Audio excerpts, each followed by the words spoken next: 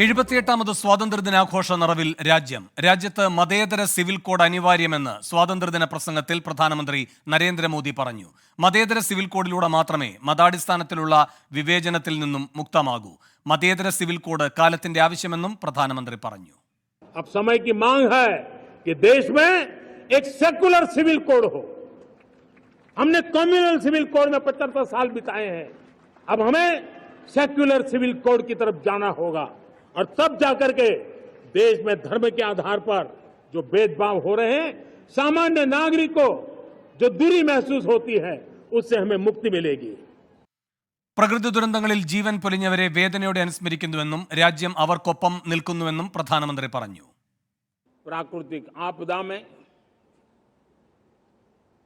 अनेक लोगों ने अपने परिवारजन खोए हैं,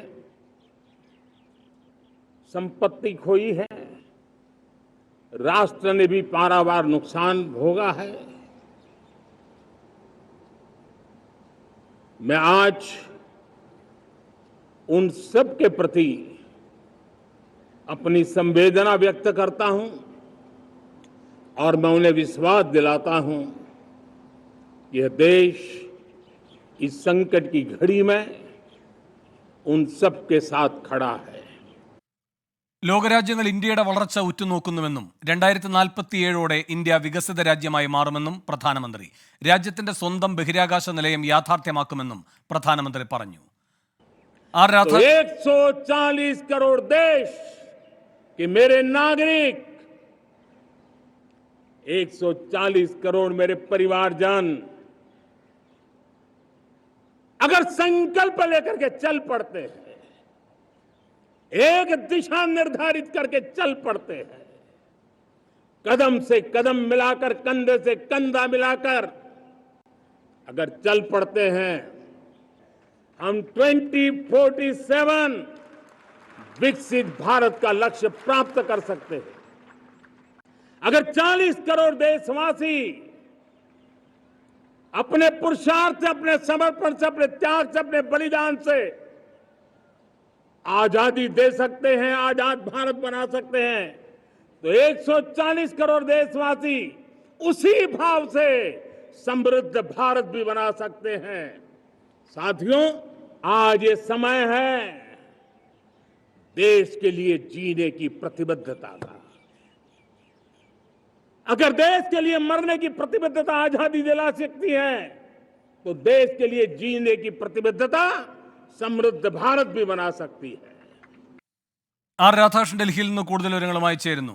രാധാകൃഷ്ണൻ, മോദി എന്തുകൊണ്ടാണ് ഈ ഘട്ടത്തിൽ മതേതര സിവിൽ കോഡിനെ പറ്റി സംസാരിച്ചത്?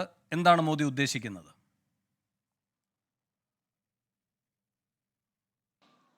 വേണു, 11ാമത്തെ തവണയാണ് പ്രധാനമന്ത്രി എന്ന രീതിയിൽ നരേന്ദ്രമോദി ചെങ്കോട്ടയിൽ ദേശീയ പതാക ഉയർത്തി രാജ്യത്തെ അഭിസംബോധന ചെയ്തത്. 3ാമത്തെ തവണ അധികാരത്തിലേക്ക് തിരിച്ചു വന്നതിന് ശേഷമുള്ള ആദ്യ പ്രസംഗമാണ് അദ്ദേഹം നടത്തിയത്. നമുക്ക് മുൻ പതിവുകൾ വെച്ച് പരിശോധിക്കുകയാണെങ്കിൽ അജണ്ടകൾ കൃത്യമായിട്ട് വ്യക്തമാക്കുന്നത് ഈ അധികാരത്തിൽ വന്നതിന് ശേഷമുള്ള ആദ്യ പ്രസംഗത്തിലായിരിക്കും. ഏവരും പ്രതീക്ഷിച്ചിരുന്നത്, പ്രത്യേകിച്ച് BJPക്ക് ഒറ്റയ്ക്ക് ഭൂരിപക്ഷം ഇല്ലാത്ത സാഹചര്യത്തിൽ ഈ സംഘപരിവാറിൻ്റെ അജണ്ടകൾ അത് നടപ്പാക്കുന്നതിൽ നിന്നും ഇത്തവണ വിമുഖത കാട്ടും എന്നുള്ള ഒരു പ്രതീക്ഷയായിരുന്നു ഉണ്ടായിരുന്നത്. എന്നാൽ അതിൽ നിന്ന് വ്യത്യസ്തമായിട്ട് നടപ്പാക്കുക എന്നുള്ളത് നേരത്തെ പ്രഖ്യാപിച്ച അജണ്ടകൾ തന്നെ ആയിരിക്കും എന്നത് വ്യക്തമാക്കുകയാണ് പ്രധാനമന്ത്രി നരേന്ദ്രമോദി ചെയ്തത്. അതിൽ അദ്ദേഹം ഏറ്റവും ശക്തമായിട്ട് എടുത്തു പറഞ്ഞത്, അതിൽ സുപ്രീം കോടതിയെ കൂടി കൂട്ടിച്ചേർത്തുകൊണ്ടാണ് അദ്ദേഹം ഈ മതേതര സിവിൽ കോഡിനെ കുറിച്ച് പറഞ്ഞത്. രാജ്യത്ത് സിവിൽ കോഡ് യാഥാർത്ഥ്യമാകണം, അത് മതേതര സിവിൽ കോഡായിരിക്കണം എന്നാണ് അദ്ദേഹം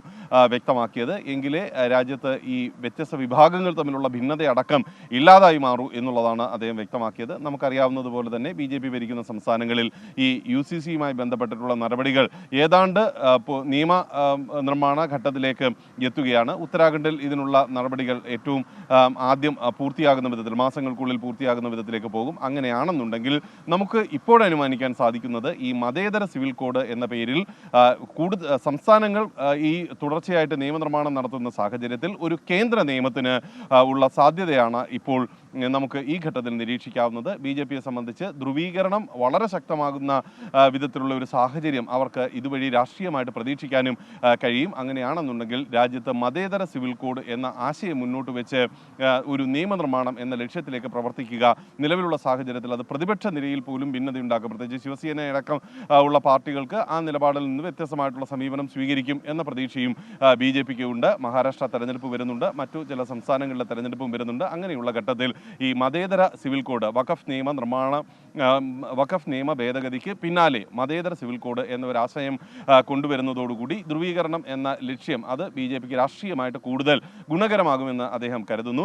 രണ്ടാമത്തെ കാര്യം, ഈ ബംഗ്ലാദേശുമായി ബന്ധപ്പെട്ടിട്ടുള്ള നിലപാട് വ്യക്തമാക്കിയതാണ്. ഇന്ത്യയുടെ നിലപാട് എന്താണ് എന്നതിനെ സംബന്ധിച്ചിട്ടുള്ള വ്യക്തത പ്രധാനമന്ത്രി ഈ ഘട്ടത്തിൽ വരുത്തി. അതും സ്വാതന്ത്ര്യദിന പ്രസംഗത്തിലാണ് എന്നുള്ളത് വളരെ പ്രധാനപ്പെട്ട ഒന്നാണ്. ഈ ബംഗ്ലാദേശുമായി ബന്ധപ്പെട്ടിട്ടുള്ള വിഷയങ്ങൾ വേഗത്തിൽ പരിഹരിക്കണമെന്നുള്ളതും നൽകിയ അഭയം അത് ഏതെങ്കിലും വിധത്തിൽ പ്രത്യേക വ്യാഖ്യാനത്തിന് ആവശ്യമില്ലാത്തതാണ് എന്നതും സൂചിപ്പിച്ചുകൊണ്ടായിരുന്നു പ്രധാനമന്ത്രിയുടെ പ്രതികരണം. ഒപ്പം ഏറെ ശ്രദ്ധേയമായിട്ടുള്ള മറ്റൊരു പ്രഖ്യാപനം ഒരു രാജ്യം ഒരു തെരഞ്ഞെടുപ്പ് എന്ന പദ്ധതിയുമായി ബന്ധപ്പെട്ടാണ്. നിലവിൽ ഒറ്റയ്ക്ക് ഭൂരിപക്ഷമില്ലാത്ത സാഹചര്യത്തിൽ ഈ ഒരു രാജ്യം ഒരു തെരഞ്ഞെടുപ്പ് എന്ന പദ്ധതിയിലടക്കം പിന്മാറും BJP, അഥവാ ഇത്തവണ നടപ്പാക്കില്ല എന്ന വിധത്തിലാണ് കരുതിയിരുന്നതെങ്കിൽ ഈ പദ്ധതി വീണ്ടും ഈ സ്വാതന്ത്ര്യദിന പ്രസംഗത്തിൻ്റെ ഭാഗമായി ഉദ്ധരിച്ചുകൊണ്ട് ആ പദ്ധതിയും യാഥാർത്ഥ്യമാക്കും എന്നുള്ളതാണ് നരേന്ദ്രമോദി വ്യക്തമാക്കിയത്. ഒപ്പം ഈ സർക്കാരിൻ്റെ ഏതാണ്ട് 11 വർഷത്തെ പ്രവർത്തനവുമായി ബന്ധപ്പെട്ട് ഉള്ള അവകാശവാദങ്ങൾ സർക്കാർ ശക്തമായിട്ടുള്ള ഒരു രാജ്യമായി ഇന്ത്യയെ കെട്ടിപ്പടുത്തുന്നതിനും 2047 കൂടി രാജ്യത്തെ വികസിതമാക്കുന്നതിനും വേണ്ടിയിട്ടുള്ള അടിത്തറയിട്ടു എന്നതടക്കമുള്ള അവകാശവാദങ്ങളും നരേന്ദ്രമോദി മുന്നോട്ട് വെച്ചു. രാഷ്ട്രീയമായിട്ട് വലിയ പ്രാധാന്യമുണ്ട് നരേന്ദ്രമോദിയുടെ ഇന്നത്തെ ഈ ചെങ്കോട്ടയിൽ നടത്തിയ പ്രസംഗത്തിന്. അത് വരുന്ന ദിവസങ്ങളിൽ ഒരുപക്ഷെ ഇന്ത്യ മുന്നണിയെ സംബന്ധിച്ച് അടക്കം അവരുടെ രാഷ്ട്രീയമായിട്ടുള്ള വിശദീകരണങ്ങൾ ഈ വിഷയത്തിലടക്കം വരേണ്ടതുണ്ട്. വരുന്ന മണിക്കൂറുകളിൽ അത് നമുക്ക് പ്രതീക്ഷിക്കുകയും ചെയ്യാം. വേണം. ശരി, R രാധാകൃഷ്ണനാണ് പ്രധാനമന്ത്രിയുടെ സ്വാതന്ത്ര്യദിന പ്രസംഗത്തിന്റെ വിശദാംശങ്ങൾ നൽകിയത് ഡൽഹിയിൽ നിന്ന്.